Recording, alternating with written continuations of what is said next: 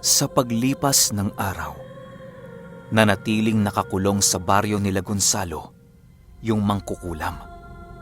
Pinapakain naman nila ang mangkukulam pero hindi nila yon pinapalabas ng hawla na nagsisilbing kulungan ito. Halos magmakaawa na kay Gonzalo at sa kanyang grupo yung mangkukulam na palayain ito. Gawa ng tuluyan naman ng gumaling ang kanyang kaibigan. Hindi naman ito pinakinggan ni Gonzalo sa kadahilanang maaaring magkaroon ulit ng biktima. Ang mangkukulam na yon, kung pahihintulutan nila ito sa kanyang gusto. Ang buong akala noon ni Gonzalo, sila lamang ang naghahanap sa mangkukulam na yon. Pero nagkamali siya dahil merong isang grupo ng mga manggagamot na naghahangad din sa pagpaslang ng mangkukulam na kanilang nadakip. Walang kaide-ideya noon sila Gonzalo na mapapasabak na naman sila sa hindi inaasahang labanan dahil sa mangkukulam. Animoy ang mangkukulam na yon ay nagdala ng sigalot sa baryo nila Gonzalo. Isang araw, habang naghahabi ng abaniko itong si Gonzalo, naging maayos naman ang kanilang trabaho.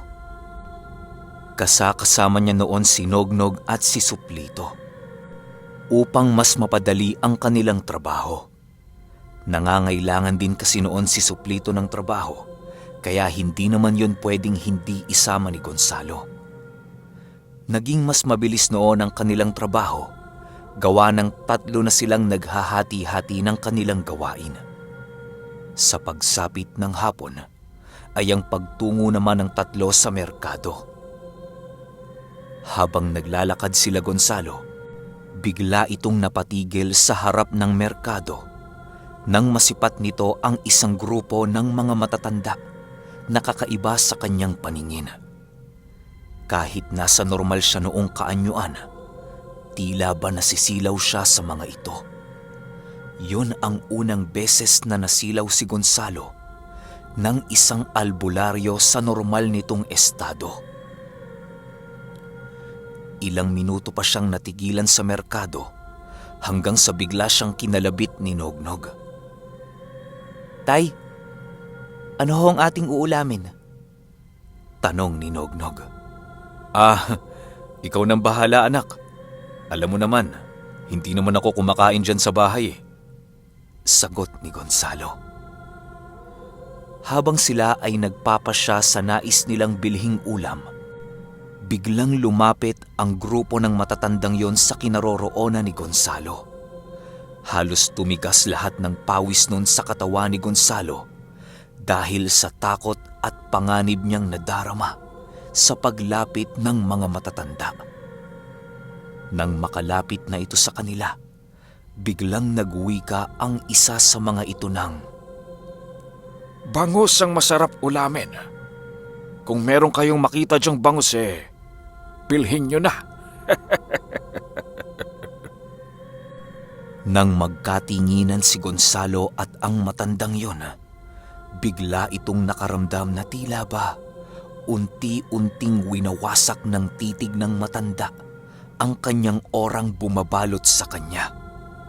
Bigla niyang ibinaling ang kanyang tingin sa ibang lugar upang hindi mapansin ng matanda ang kakaiba nitong nararamdaman. "Iho, may problema ba?"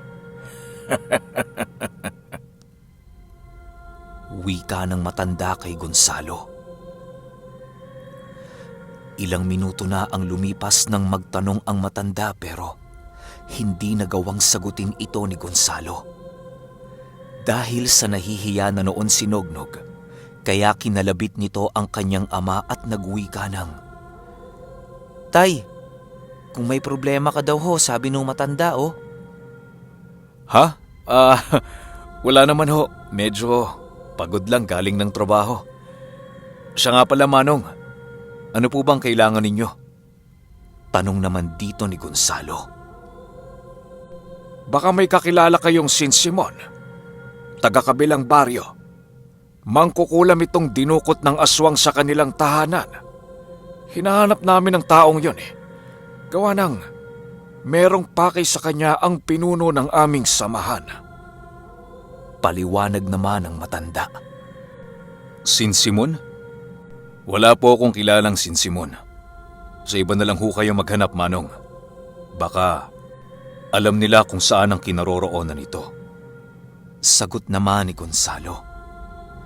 Matapos itong marinig ng grupo ng mga matatanda, ngumiti lang naman ito kay Gonzalo habang tumatalikod ng dahan-dahan.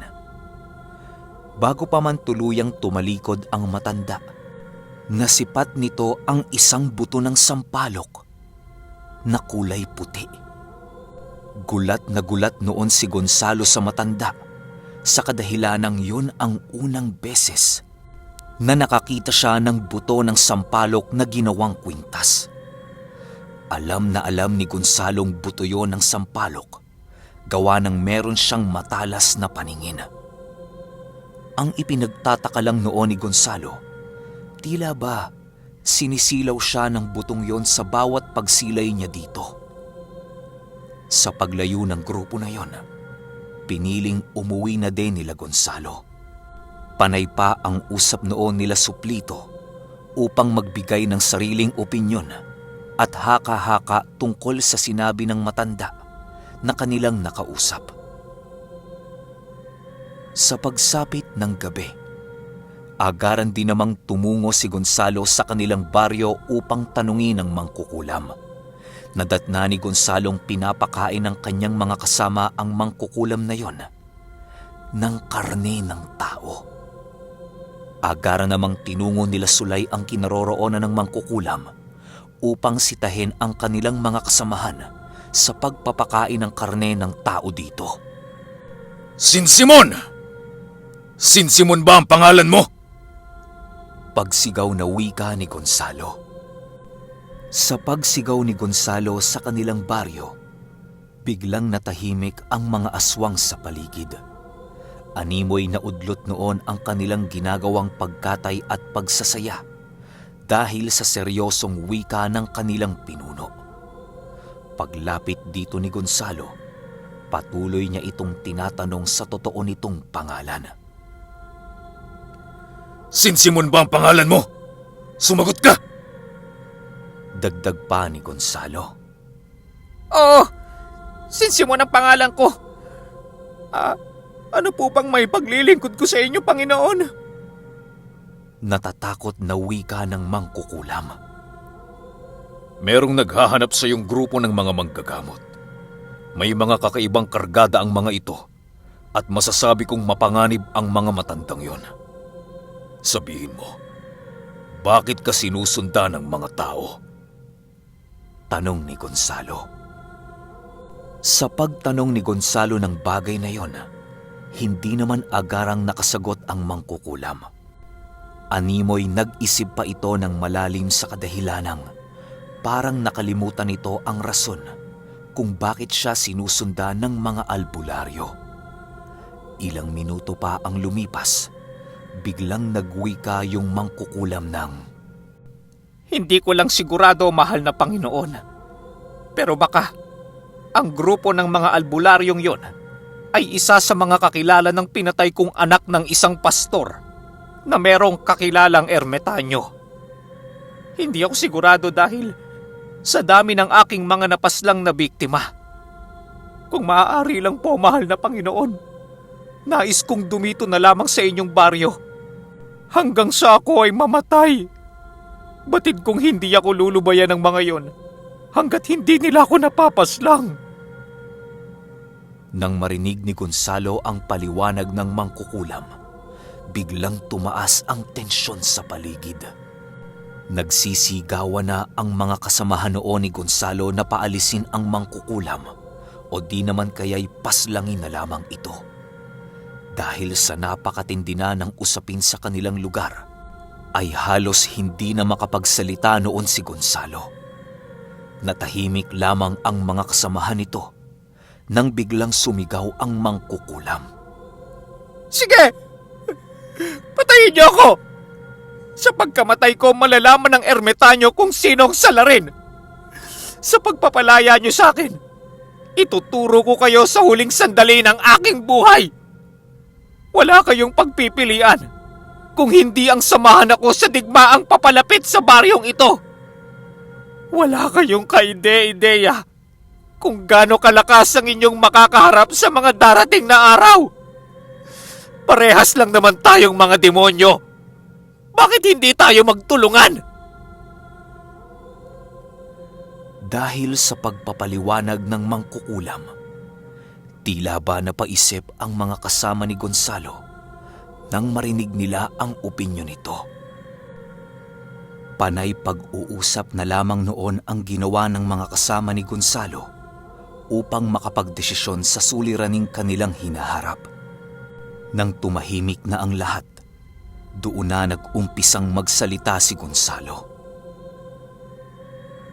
Kahit papano mga kasama, may punto itong si Sinsimon. Sa loob ng ilang linggong pananatili niya dito sa atin, ay para bang kaisa na natin siya. Bilangguman ang tingin natin sa kanya, pero hindi natin maipagkakaila na may iilan sa atin na nagbubuhos ng kanilang oras mapakain lamang siya. Ang nais ko sana, dahil sa marami naman tayong napagdaan ng pagsubok, ay ipagtanggol na lamang kung ano ang dapat nating ipagtanggol. Isipin nyo na lang, ginagawa natin ito para sa ating baryo. Paliwanag ni Gonzalo. Kasabay ng pagwika nito ay ang pagpapaliwanag ni Sinsimon sa maaaring paglusob ng mga albularyo sa kanilang baryo. Ayon sa mangkukulam, na alam ng mga albularyo ang kanyang kinaroroonan dahil sa mga engkantong inutusan ng mga ito. Kapag pinili nilang palayasin doon ang mangkukulam, hindi pa rin nila maiiwasan ang nalalapit na sagupaan laban sa mga ito. Dagdag pa ni Sinsimon na pinapatay ng mga albularyong yon ang lahat ng nilalang na nasa panig ng kaliwa. Nang marinig ni Gonzalo ang paliwanag ni Sinsimon, doon na nila isinigawa ang kanilang naisip na mga plano. Nais nilang maglagay ng mga bagat at panligaw na usal sa paligid upang kahit papaano'y hindi sila agarang matunto ng mga manggagamot. Sa loob ng ilang oras nung gabing yon, panay ang trabahong ginawa ng mga kasamahan ni Gonzalo. Naglagay din sila ng mga patibong sa paligid upang mahirapan ang mga albularyong naghahanap kay Sinsimon na pasukin ang kanilang kuta. Si Sinsimon naman noong mga oras na yon, pinakawalan na nila upang makasama nila sa pakikipaglaban. Kahit wala pa man ang mga albularyong yon, hindi maipagkakaila ni Gonzalo ang panganib na dala ng mga ito. Sigurado siyang hindi madali ang kanilang gagawing pakikipaglaban kung sasalakay ang mga ito sa kanilang baryo. Ang tanging nakakabahala lamang sa digmaang magaganap ay ang binanggit ni Sinsimon na isang ermetanyo. Alam ni Gonzalong malalakas ang mga ermetanyo, gawa ng marami itong mutya na nasa ilalim ng kanilang pangangalaga. Sa pagsapit ng umaga nung gabi, agaran din namang bumalik si Gonzalo sa kanyang tirahan. Nais niyang kumuha ng mga gamit na pwede nilang magamit sa baryo sa kadahilan ng kahit umaga, matindi ang kanilang ginagawang paghahanda. Hindi na muna nagtrabaho noon si Gonzalo, gawa ng meron pa rin naman silang ipon kahit papano. Sa paglipas ng 3 araw, naging handa na sila Gonzalo. Ang iba sa kanyang mga kasama ay nagmamasid na sa mga baryong malapit sa kanila upang alamin kung naroon na ba ang mga albularyong kanilang hinihintay. Si Gonzalo naman noong mga oras na yon, naroon sa habian ng abaniko upang ipagpatuloy ang kanilang trabaho ng kanyang anak. Nang matapos na nila ang kanilang nahabing abaniko, laking gulat na lamang ni Gonzalo nang biglang merong lumapit sa kanya na isang matandang kulay puti na ang buhok. Animoy lahat ng buhok nito ay hindi nagawang magupitan dahil sa sobrang haba. Nakasuot din niyo ng sombrerong gawa sa anahaw at meron itong hawak-hawak na tungkod. Sa pagsipat dito ni Gonzalo, animoy ang paningin niya sa matanda ay uugod-ugod na ito at wala nang kakayahang makapaglakad. Pero paglapit nito kay Gonzalo, laking gulat na lamang niya nang makita niya ang siksik na mga kalamnan ng katawan nito. Paglapit nito sa kinaroroonan ni Gonzalo, nananatiling nakatingin lamang ito sa kanya at nagmamasid. Magandang araw sa iyo, iho. Ikaw ba si Gonzalo? Tanong ng matanda. Ako nga ho. Ano pong maipaglilingkod ko sa kanila? Tanong naman ni Gonzalo. Ako ang puno ng mga albularyong naghahanap kay Sin Simon. Naparito ako ngayon upang sabihin sa iyo na ang araw na inyong paghahanda ay ngayong gabi na. Maghanda kayo, iho, dahil hindi biro ang aming gagawing paglusob. Makuha lamang si Sin Simon. Huwag kang magkaila. Alam kong ikaw ang pinuno ng baryo na nasa bundok na kinaroroonan ni Sin Simon. Sagot naman ng matanda. Kasabay ng pag-uwi ka nito ay ang pagpapakita nito ng isang bote na punong-puno ng maliliit na kawayan. Nagliliwanag ang paningin ni Gonzalo sa boteng yon na para bang binubulag siya nito. Ilang minuto pa ang lumipas, ngumiti at naglakad na ang matandang yun papalayo sa kinaroroonan ni Gonzalo. Di pa man nakakalayo ang matanda, nag-uwi ka na si Gonzalo ng, Huwag kayong masyadong kampante dahil meron kayong taglay na mutya. Baka nakakalimutan ninyo. Meron din kami niyan. Yun nga lang, nasa panig ng kasamaan.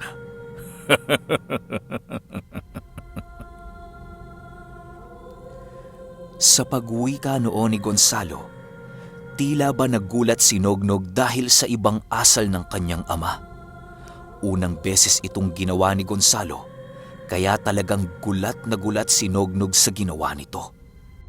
Lahat kasi ng nagbibigay babala sa kanyang ama noon, ipinagsasawalang bahala na lamang nito at hindi pinapatulan.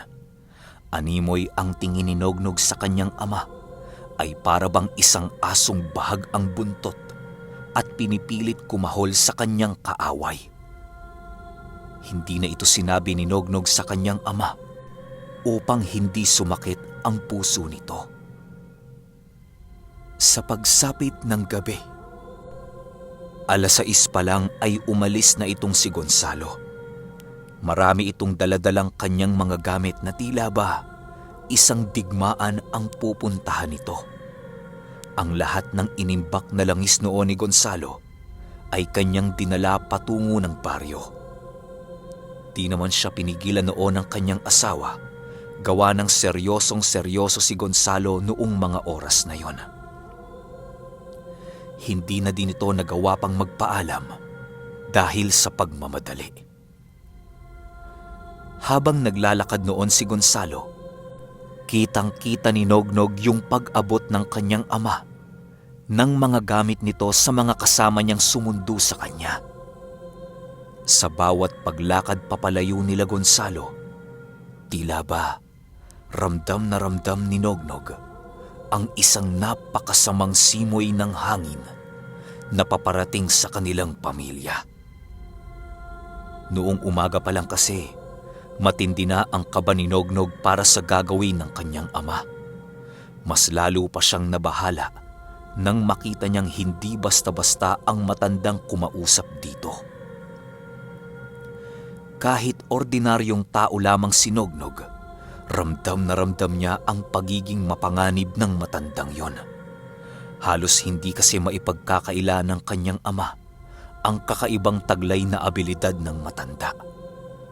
Hindi man masabi ni Gonzalo ang kanyang nararamdaman kay Nognog, sapat na para sa kanyang anak na gawing basihan ang pagkilos nito.